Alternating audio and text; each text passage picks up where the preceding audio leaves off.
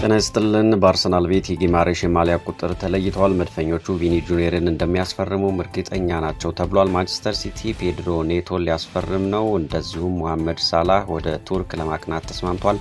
በዝርዝር ልንነግራችሁ ነው። ቪዲዮውን ላይክ፣ ቻናሉን ሰብስክራይብ አድርጋችሁ አብራችሁን ዝለቁ። የብሩኖ ጊማሬሽ ወደ አርሰናል ዝውውር ከተጠናቀቀ አንድ ሳምንት ሆኖታል። አርሰናሎችም የሕክምና ምርመራውን ባለፈው ሰኞ ለማድረግ ያስበው ነበር። ሆኖም ግን የስምምነቱ ዜና ከታሰበው ጊዜ ቀድሞ በመውጣቱ ኒውካስትሎች በዚህ አልተደሰቱም ነበረ። ኒውካስትሎች የብሩኖን ስንብት እንግዲህ በሚያስቡበት ወቅት በተመሳሳይ ጊዜ የእሱን ተተኪ ተጫዋች ዝውውር ይፋ ለማድረግ በማሰብ ነበር ሂደቱን ያዘገዩት። በዚህ መሀል እንግዲህ የስምምነቱ መረጃ ሾልኮ መውጣቱ አበሳጭቷቸዋል ነው የሚባለው። እናም እንደገና አይሸጥም እስከ ማለት ደርሰው እንደነበር ሰሞኑን እናስታውሳለን። ግን ሁሉም ነገር ያለቀ ጉዳይ ነበር። አርሰናሎች በዚህ እርግጠኛ ነበሩ። እንግዲህ የኒውካስትል አሰልጣኝ ኤዲሃውም ክለቡን ለመልቀቅ የተገደደው አንዱ ምክንያቱ የብሩኖ ጊማሬሽ ከኒውካስትል መውጣት እንደነበረ መነገሩ ይታወሳል። አርሰናሎችም በበኩላቸው እርግጠኛ ስለነበሩ ነው እንግዲህ በመሃል ሜዳ ላይ የነበረውን ኖርጋርድን የሸጡት ማለት ነው፣ ወይም ለመሸጥ ዝግጁ የነበሩት ማለት ነው። ስለዚህ የብሩኖ ጊማሬሽ የአርሰናል ዝውውር ስምምነት ላይ መደረሱ በእርግጠኛነት የተደረገ ነበር። ነገር ግን በመሃል ደግሞ ነገሮች ሂደታቸውን አለመጠበቃቸው ይፋ የማድረግ ጉዳዮች ማለት ነው ኒውካስትሎችን ሳያበሳጫቸውና ወደኋላ እንዲሉ ሳያደርጋቸው አልቀረም። ዞሮ ግን አሁንም ጉዳዩ ተጠናቋል ማለት ነው። ብሩኖ ጊማሬሽ እንግዲህ አሁን ላይ የኒውካስትልን የስፔን ልምምድ ካምፕ ለቆ በመውጣት በአርሰናል በኩል የሚደረግለትን የሕክምና ምርመራ የሚያጠናቅቅ ይሆናል። በስታንዳርድ ስፖርት ዘገባ መሰረት ብሩኖ ጊማሬሽ በአርሰናል የተለየ የማሊያ ቁጥር መምረጥ አያስፈልገውም። እንግዲህ ቁጥሩም የተዘጋጀ ነው። ጊማሬሽ በዋናው ቡድን የእግር ኳስ ዘመኑ በክለብ ደረጃ ሁልጊዜም ቢሆን አንድ የተወሰነ ቁጥር ነው የሚለብሰው ወይም ሲለብስ የታየው። በአትሌቲኮ ፓራናኤሴ ወደ ዋናው ቡድን ሲቀላቀል 39 ቁጥር ነው የለበሰው።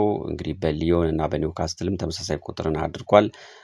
39 ቁጥር በአሁኑ ወቅት በኤምሬትስ ስታዲየም ክፍት ነው። ይህም በአጭር ጊዜ ክፍት የሆነው ቀደም ሲል ቁጥሩን ይለብስ የነበረው ሃሪሰን በሰኔ ወር መጨረሻ ላይ ክለቡ በመሰናበቱ ነው ማለት ነው። በአሁኑ ወቅት እንግዲህ በአርሰናል ሌሎች ክፍት የሆኑ የዋናው ቡድን ቁጥሮች አሉ። 15፣ 18፣ 19፣ 25፣ 26፣ 27 እና 28 ናቸው ሌሎች ማለት ነው። ነገር ግን ጊማሬሽ ከቁጥር 39 ጋር ባለው ልዩ ቁርኝት ምክንያት እነዚህ ቁጥሮች ሳቢያ የሆኑለትም። ስለዚህ 39ን ይለብሳል ማለት ነው። ብሩኖ ጊማሬሽ በአርሰናል ቁጥር 39ን መልበስ ይችላል ማለት ነው። እንግዲህ በየካቲት 2023 ዘ ፕሌየርስ ትሪቢዩን ላይ በጻፈው ጽሁፍ እንግዲህ ብራዚላዊው እንዲህ ብሎ ነበረ። ይህ 39 ቁጥር ከቃላት በላይ የሆነ አስደናቂ ታሪክ ይናገራል ሲል ነበረ ያሰፈረው። ለእግር ኳስ ተጫዋቾች እንግዲህ እንግዳ ቁጥር እንደሆነ ሰዎች እንደሚያስቡ አውቃለሁ። ነገር ግን ለእኔ 39 ቁጥር ልዩ ነው፣ ከዚያ በላይ ነው፣ ተአምራዊ ነው ሲል ነው ብሩኖ ጊማሬሽ የተናገረው። ቁጥር 39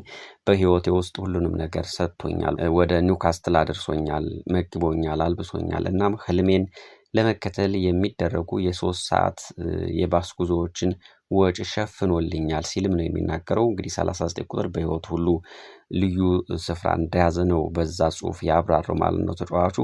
ይህ ተጫዋች ቀደም ብሎ በአርሰናል ቤት የ5 ዓመት ኮንትራት መስማማቱ አይዘነጋም። ከዛ በኋላ የክለብ ለክለብ ስምምነቶች በተለይ በአብዛኛው በወኪሎች በኩል ነው ያለቀው። ነገር ግን በኋላ ላይ እንግዲህ ቅድም እንዳልናችሁ ነገሮች ወደኋላ የመጓተት ነገር ነበራቸው። ምንም እንኳን ጉዳዩ ያለቀ የተጠናቀቀ ቢሆንም የዛሬ ሳምንት አካባቢ ማለት ነው። ጊማሬሽ ኒውካስትልን የተቀላቀለው በጥር 2022 ከሊዮን በ50 ሚሊዮን ዩሮ አካባቢ ነበር። ለክለቡ 153 የፕሪሚየር ሊግ ጨዋታዎችን በማድረግ 30 ግቦችን አስቆጥሮ 26 ግቦችን ደግሞ አመቻችቶ አቀብሏል። በ2025 የካራባኦ ካፕን ባሸነፈው ቡድን ውስጥም እንግዲህ ዋና ተዋናይ ነበር፣ የቡድኑ መሪ ነበር። አማካዩ ባለፈው የውድድር ዘመንም በሁሉም ውድድሮች 41 ጊዜ ተሰልፎ ለኒውካስትል ተጫውቷል። 9 ግቦችን አስቆጥሯል፣ 8 ደግሞ አመቻችቶ አቀብሏል። እንግዲህ ጊማሬሽ በ2026 የዓለም ዋንጫ ብራዚል ባደረገቻቸው 5ቱም ጨዋታዎች በቋሚነት ተሰልፏል። 4 ኳሶችን አመቻችቶ አቀብሏል ማለት ነው። ጊማሬሽ እንግዲህ ለአርሰናል ብዙ ነገር ይዞ ይመጣል ተብሎ ነው የሚታሰበው። ከዚህ በፊት በሰራ ነው ትንታኔ ላይም ማዳመጥ ይቻላል። እንግዲህ የአርሰናል የአማካኝ ስፍራን አስፈሪ ለማድረግ ይህ ተጫዋች ያግዛል ተብሎ ነው የሚጠበቀው። በተለይ ከነ ዴክላን ራይስ ጋር የሚኖረው ጥምረት በእጅጉ የሚጠበቅ ነው። ለማንኛውም እንግዲህ በእነዚህ ቀናት በቀጣይ ቀናት ውስጥ ምርመራውን አድርጎ የአርሰናል መሆኑ በይፋ ይነገራል ማለት ነው። በሌላ የዝውውር መረጃ አርሰናል የቪኒሲየስ ጁኒየርን ዝውውር በ128 ሚሊዮን ፓውንድ ገደማ ለማጠናቀቅ ከፍተኛ እምነት ይዟል የሚሉ ዘገባ ወጥተዋል። አርሰናል የሪያል ማድሪድን ኮከብ ቪኒሲየስ ጁኒየርን ለማስፈረም ያለው ተስፋ እየጨመረ እየመጣ መሆኑ ነው የተነገረው። በዚህ ሳምንት መጨረሻ ላይም ወሳኝ ስብሰባ ተቀጥሯል። እንደ የኤስፒኤን ዘገባ ከሆነ ሪያል ማድሪድ እና የቪኒሲየስ ጁኒየር ወኪሎች ብራዚላዊውን ውል ማደስ በተመለከተ ነው የሚወያዩት። ቪኒሲየስ በአመት ወደ 30 ሚሊዮን ዩሮ ገደማ ደመወዝ ማግኘት ይፈልጋል በማድሪድ ቤት። ማድሪዶች ግን ያቀረቡትን የደመወዝ ጭማሪ ከዚህ በላይ ለማሳደግ ምንም እቅድ የላቸውም ይላል ዘገባው። በአመት ባቀረቡት 22 ሚሊዮን ዩሮ ጥያቄ እንደጸኑ እንደሚቀጥሉ ይታመናል። በመሆኑም ዘገባው አክሎ እንዳለው ይህ ሁኔታ አርሰናል ይህንን የ26 ዓመት ተጫዋች ለማስፈረም ያለው እምነት እንዲጨምር አድርጎታል። ምክንያቱም ቪኒሲየስም ጨምሮ ብሏል፣ ማድሪድም አልጨምርም ብሏል። ሌሎች ከደመወዝ ውጭ ሌሎች ከገንዘብ ጋር የተያዙ ጉዳዮች ላይ አሉ ስምምነት ያልተደረሰባቸው። ስለዚህ ሁኔታ ለአርሰናል ይመቻል ተብሎ ነው የሚታሰበው። የዝውውር ዋጋውም እንግዲህ የተጫዋች ወደ 150 ሚሊዮን ዩሮ ወይም 128 ሚሊዮን ፓውንድ አካባቢ ይሆናል ተብሎ ይጠበቃል። መድፈኞቹ ይህን ትልቅ ዝውውር ማሳካት ከቻሉ እንግዲህ ቪኒሲየስ ጁኒየር በ2023 ክረምት ዴክላን ራይስን ከዌስትሃም ለማስፈረም የወጣውን 105 ሚሊዮን ፓውንድ በመብለጥ የክለቡ ውዱ ዝውውር ይሆናል ተብሎ ይታሰባል። ከዚህም በተጨማሪ ብራዚላዊው ተጫዋች ሊቨርፑል ባለፈው ክረምት አሌክሳንደር ኢሳቅን ከኒውካስትል ለማስፈረም ካወጣው 125 ሚሊዮን ፓውንድ በ3 ሚሊዮን ፓውንድ በመብለጥ በፕሪሚየር ሊጉ ታሪኩ ውዱ ተጫዋች ይሆናል ማለት ነው። ስለዚህ ለአርሰናል ብዙ መልኩ ይህ የዚህ ተጫዋች መፈረም ትልቅ ነገር ይዞ የሚመጣ ነው። አርሰናል የቪኒሲየስን ውሳኔ ለማወቅ በጉጉት በሚጠብቅበት በዚህ ወቅት አሰልጣኝ ሚካኤል አርቴታም ባለፈው ሳምንት ክለቡ በፕሪሚየር ሊጉ ያገኘውን የዋንጫ ስኬት ተከትሎ ለበለጠ ስኬት እንዲራመድ በዝውውር ገበያው ላይ ትልቅ ተስፋና ትልቅ አቅም ይዞ እየሰራ መሆኑን እንግዲህ ማሳወቃቸው ይታወቃል። አርቴታም ሲናገሩ ይህ መነሻችንና ደረጃችን መሆን አለበት ብለዋል። ባለፈው ዓመት ያሸነፉትን የፕሪሚየር ሊግ ዋንጫ ማለት ነው ደረጃችን የላቀ ብቃት መሆን አለበት ነው ያሉት። ይህም መጪውን ጊዜ ለማጥቃት ሊያነሳሳን ይገባል። በየቀኑ የምናሳየው ባህሪ በበለጠ ቁርጠኝነትና ታላቅ ምኞት የተሞላ መሆን አለበት። ምክንያቱም ይህ አቅም እንዳለን አሳይተናል፣ ደግሞ ማጠናከርን እንቀጥላለን የሚል ነው ሀሳባቸው። አሁን ደግሞ የዚህ ደረጃ አካል መሆናችንን ማሳየትና ደረጃችንን በማሳደግ ይህንን እግር ኳስ ክለብ ወደ ሌላ ምዕራፍ ማሸጋገር አለብን ሲሉ ነው እንግዲህ ሚኬል አርቴታ የተናገሩት። አርሰናል እና የቪኒ ወኪል ድርጅት በግል ጥቅማ ጥቅም በኩል እንግዲህ ቀደም ሲል ተስማምተው እንደነበር መነገሩ ይታወሳል። ይህ ግን ከማድሪድ ጋር ተጫዋቹ ካልተስማማ እውን የሚሆን ነው። ይስማማሉ ተብሎ አይጠበቅም። ምክንያቱም አሰልጣኝ ጆሴ ሞሪኒዮም ተጫዋቹን ከልብ አይፈልጉትም ተብሎ ነው የሚታሰበው። ምንም እንኳን በቃላት ደረጃ ያስፈልገኛል የሚል ሀሳብ እየሰነዘሩ ቢሆንም ለማንኛውም እነዚህ ቀናት በቪኒሲየስ እና በሪያል ማድሪድ መካከል ያለው ግንኙነት እንግዲህ የሚለይለት ነው። አርሰናልም ቁርጡን ያውቃል ማለት ነው። በሌላ የዝውውር ዜና ማንቸስተር ሲቲ የቼልሲውን የክንፍ ተጫዋች ፔድሮ ኔቶን በዚህ የክረምት ለማስፈረም አማራጮችን በማየት ላይ ይገኛል ተብሏል። ማንቸስተር ሲቲ ኔቶን የሳቢኖ ተተኪ አድርጎ ነው የሚመለከተው። ብራዚላዊው አጥቂ ሳቢኖ በኢትሃድ ስታዲየም የመጫወቻ እድል በማጣቱና አሳዛኝ ጥሩ ያልሆነ የውድድር ዘመን በማሳለፉ ምክንያት ወደ ቶተናም ሆትስፖር ለመዛወር ፍላጎት እንዳለው ተዘግቧል። በሌላ በኩል ኔቶ በዣቪ አሎንሶ ስር የመጫወት እድሉ አናሳ በመሆኑ ከስታንፎርድ ብሪጅ ለመልቀቅ ሊገደድ ይችላል የሚሉ ዘገባዎችም እየወጡ ነው። በቶክ ስፖርት ዘገባ መሰረት ሳቢኒዮ ከክለቡ የሚለቅ ከሆነ ማንቸስተር ሲቲ የፊት መስመር አማራጮችን ለማጠናከር ፔድሮ ኔቶን በዋና ኢላማነት ይዞ እየሰራበት ነው። ሳቢኒዮ ወደ ኢትሃድ ስታዲየም ከተቀላቀለ እንግዲህ ወዲህ ቋሚ መጫወቻ ጊዜ ለማግኘት እየታገለ ነው የሚገኘው። አሁን ደግሞ ወደ ቶተናም ሆትስፖር ለመዛወር በስፋት ስሙ እየተነሳ ይገኛል። በመገናኛ ብዙሃን በኩል ቶተናሞች ባለፉት 12 ወራት ውስጥ ሳቢኒዮን ሲከታተሉ ቆይተዋል። ቅድሚያ የሚሰጡት ዝውውር አድርገው የሚመለከቱትም ነው ተብሎ ይታሰባል። የሊቨርፑልን አጥቂ ኮዲ ካክፖንም እንግዲህ በቅርብ ትኩረት የተከታተሉት ይገኛሉ ቶተናሞች። ከዚህ በተጨማሪ ሳቢኒዮ ከክለቡ የመልቀቅ እድሉ ሰፊ በመሆኑ የማንቸስተር ሲቲው አሰልጣኝ ኤንዞ ማሬስካ ቀደም ሲል በቼልሲ በነበሩበት ወቅት አብረውት እንግዲህ ከሰሩት ፖርቹጋላዊ የክንፍ ተጫዋች ኔቶ ጋር እንደገና ለመገናኘት ፍላጎትም አላቸው።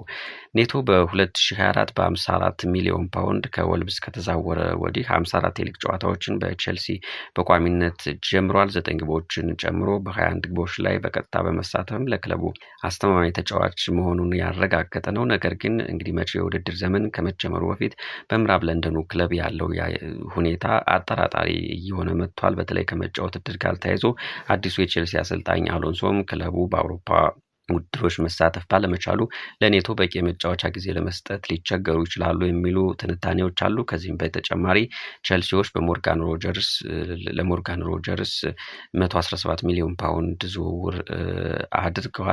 ከፍተኛ ኢንቨስትመንት በቡድኑ ላይ የታየ ነው ማለት ነው። የሮጀርስ መምጣት ታዲያ የኔቶን ሚና አናሳ ያደርገዋል ተብሎ ስለሚጠበቅ የ26 ዓመቱ ተጫዋች በሌላ ቦታ ቋሚ የመጫወቻ እድል ፍለጋ ወደ መውጫው በር እንዲገፋፋ አድርጎታል ነው የሚባለው።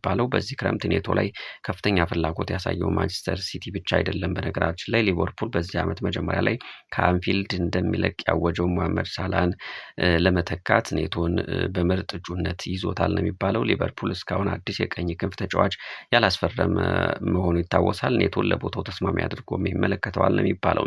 ማንቸስተር ሲቲ እንግዲህ ለኔቶ ይፋዊ ጥያቄ ለማቅረብ የመጀመሪያ የሳቢኒዮን ስንብት ማጠናቀቅ አለበት። ቶተናም በሚቀጥሉት ሳምንታት ሳቢኒዮን ለማስፈረም የሚያደርገውን ድርድር ያፋጥናል ተብሎ ይጠበቃል። ያ ዝውውር አንዴ ከተጠናቀቀ በኋላም እንግዲህ ማንቸስተር ሲቲ፣ ሊቨርፑል እና ኤሲ ሚላንም ጭምር ቀድሞ የኔቶን ፊርማ ለማግኘት የመጀመሪያ ጥያቄ በማቅረብ ቼልሲን መፈተሻቸው አይቀርም ተብሏል። በመጨረሻ ሞሳላህ ወደ ቱርክ ለማቅናት ተስማምቷል። ትራብዞንስፖርን በነጻ ዝውውር ለመቀላቀል ነው ስምምነት ላይ የደረሰው። የቀድሞ የሊቨርፑል ኮከብ በቱርኩ ክለብ የ2 ዓመት ውል ነው ለመፈረም የተስማማው። ለሕክምና ምርመራና ለፊርማ በሚቀጥለው ሳምንት በቀጥታ ወደ ትራብዞን ያምራል ተብሎ ይጠበቃል። ሳላ ባለፈው የውድድር ዘመን ማጠናቀቂያ ላይ ከሊቨርፑል ከተሰናበተ በኋላ እንግዲህ ነጻ ተጫዋች ሆኖ ነው የቆየው። ይህ የ34 ዓመት ተጫዋች በ2026 የፊፋ ዓለም ዋንጫ ላይ የግብጽ ብሔራዊ ቡድንን እስከ 16ኛው ዙር አድርሷል። እንግዲህ ቡድናቸው በስተመጨረሻ የውድድሩ 2ኛ ደረጃን ባገኘችው አርጀንቲና መሰናበቱ ይታወሳል። ቀደም ሲል ሳላ ከቤሺክታሽ ጋር ስሙ ተያይዞ እንደነበር ይታወሳል። አሁን ግን የቱርክ ተፎካካሪያቸው ትራብዞንስፖር የአጥቂውን ፊርማ ለማግኘት የቀደመ ሆኗል ማለት ነው። ቀደም ሲል በወጡ ዘገባዎች የክለቡ አመራሮች ከተጫዋቹ ወኪሎች ጋር በነበራቸው ስብሰባ ትራብዞንስፖር ለሳላ የ17 ሚሊዮን ዩሮ ደሞዝ ማቅረቡን ገልጾ ነበር። እንግዲህ ትራብዞንስፖር ከዚያ በኋላ ከሳላ ጋር ድርድር አድርጓል። መጨረሻው ገንዘብ ግን የተስማሙበት እስካሁን ይፋ አልሆነም። በቤሺክታሽ ግን ከሳላ ጋር የተደራደረው በውድድር ዘመን 10 ሚሊዮን ዩሮ የተጣራ ክፍያ ነበረ ድርድር የጀመረው። እንዲሁም ተጨማሪ 2 ሚሊዮን ዩሮ ከብቃት ጋር በተያያዘ ቦነስ የሚያካትት እንደነበር ተዘግቧል። ይህ ግን ሲደራደር የነበረበት ነው። ስለዚህ በአሁኑ በትራብዞንስፖር ይጨምራል ተብሎ ይታሰባል። ይህ ክለብ እንግዲህ ዘግቶ ጣልቃ በመግባት የዝውውሩን አቅጣጫ በከፍተኛ ሁኔታ ለውጦታል ማለት ነው። የጥቁር ባህሩ ክለብ አሁን ልምድ ያለውን አጥቂ የእነሱን ፕሮጀክት እንዲመርጥ ለማሳመን ተስፋ አድርጎ ሰርቷል። በዚህም ውጤታማ ሆኗል። ደሞዙም ከፍ ያለ ሊሆን ይችላል ተብሎ ይታሰባል። ለማንኛውም እንግዲህ በእንግሊዝ ፕሪሚየር ሊግ ተደጋግሞ የታየው ኮከቡ ሞ ሳላህ አሁን ወደ ቱርክ ክለብ አቅንቷል ማለት ነው። ሰላም ሁኑ።